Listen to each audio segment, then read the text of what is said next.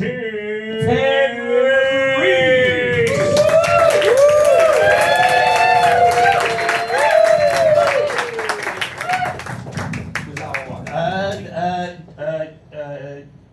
Yeah. Do you want it again? Yeah, right, yeah. Please, welcome to the stage, Reeves.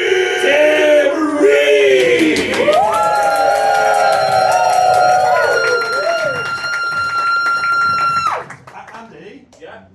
can you do once more? Yeah. Sorry. Do you want Tom in for this one, or should I just... It's just this one. Okay.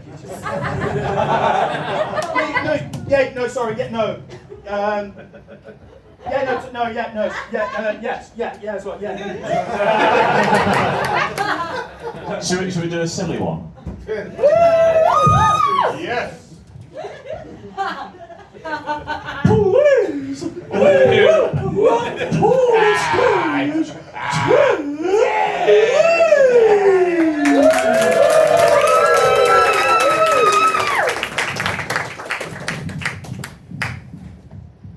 If I was a different type of comedian, I'd do that again.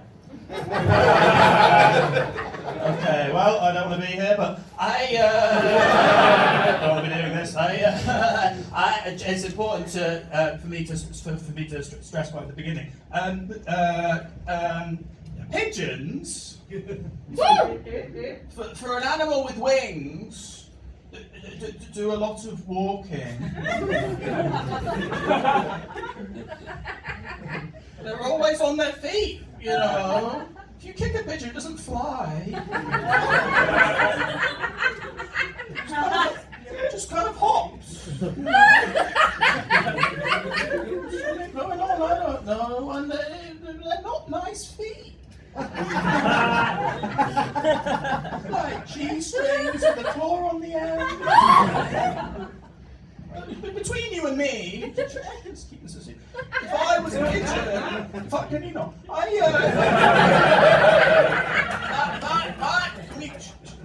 If I was a pigeon, as a minimum, I would wear socks. Okay, I think that's my time. This is a good play to this. This is a dream.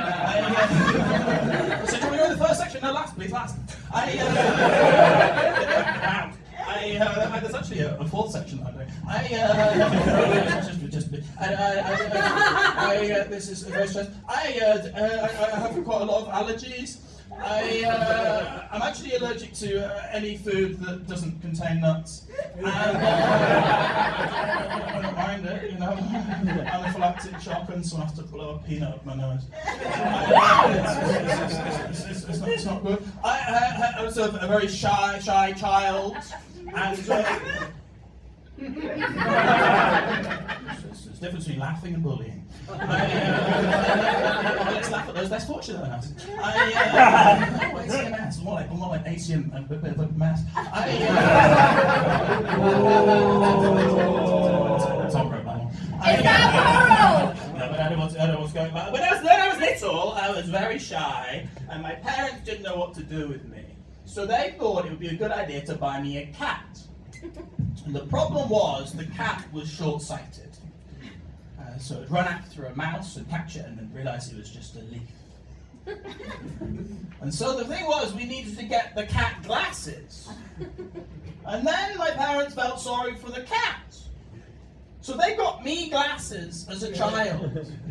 I did not need glasses as a child, but they got me glasses so people wouldn't think that the cat was adopted.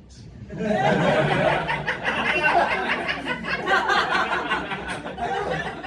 going on, you know?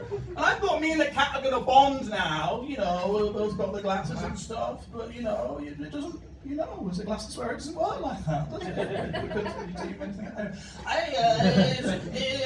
The problem was as the cat grew up, the cat became more and more human-like, and as I grew up, I became more and more cat-like. The cat would watch the TV in front of the open fire, and I would curl up on a ball on its lap. I remember a horrible time once. I remember going into the cat's bedroom, and the cat was on its laptop looking at scantily clad pictures of rabbits. And they had human ears.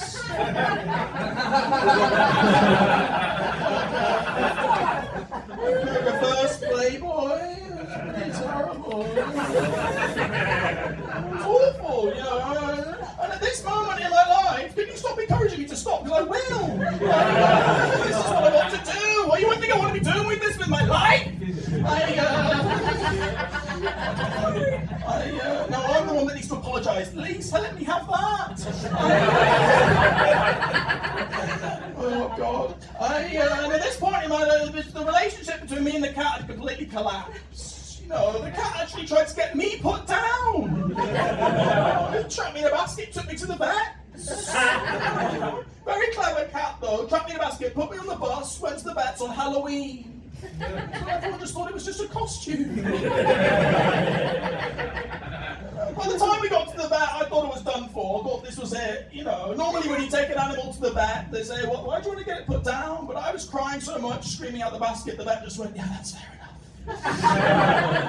And at this point, I thought it was gone for. The needle was coming close. I didn't know what to do. You know, but fortunately for me, I was saved because the cat gave himself away. You know, because he asked the vet where he could find the gents' litter tray. At this point, I ran off. You know, I got lost for sort of 3 or 4 days. I finally found my way home, and my mum was furious because I missed the cat's confirmation. Interesting now that the cat has recently got ordained, so that's nice. Didn't need the collar, it's got a little patch.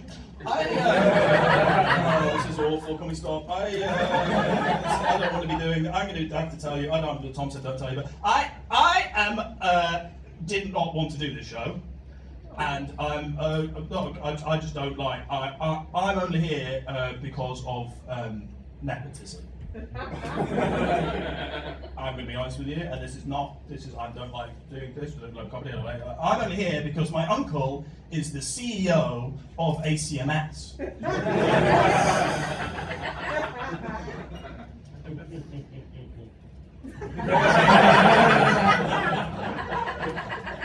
What, you think my family's funny? This is not an ideal situation. I was forced to do this. He said it'll help with your confidence to be doing this. I don't want to be doing this. This is not what I want to do with my time. You know, for me, this is a waste of time. And the only sort of benefit I can see is there's more of you. So collectively, you are wasting more time than me.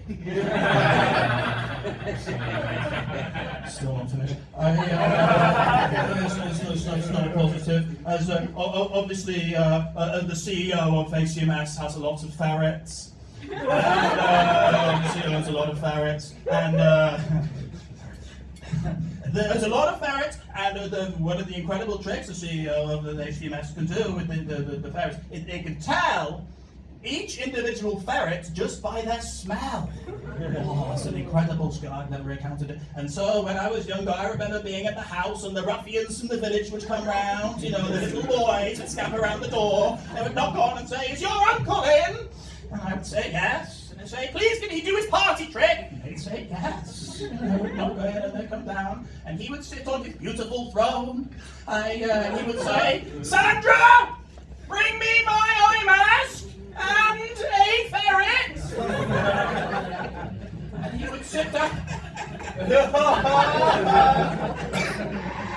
and he would sit down on the throne with the eye mask and go,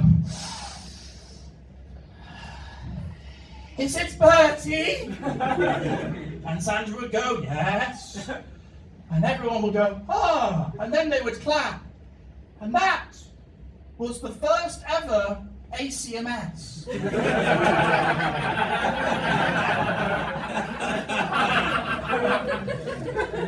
And he said, maybe it's an origin story you've never heard before. They try and hide these secrets away in the cupboard with the other boys.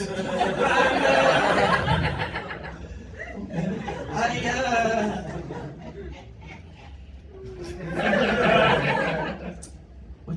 is it, you're thinking? Which one is my uncle? I don't really like to talk about it. My granddad was an inventor. You guys have granddads? Woo! Actually, I mean, you know when children are in the bath?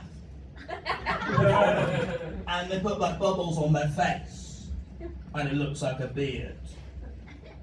Or like on the side bits, it looks like sideburns. Do you know what I'm talking about? Yeah. All the bubbles, they put it on their face, and it looks all like just a moustache. They get all the bubbles. All of the bubbles, all of the bubbles like that, put it on their face. It looks like, yeah, my granddad invented that.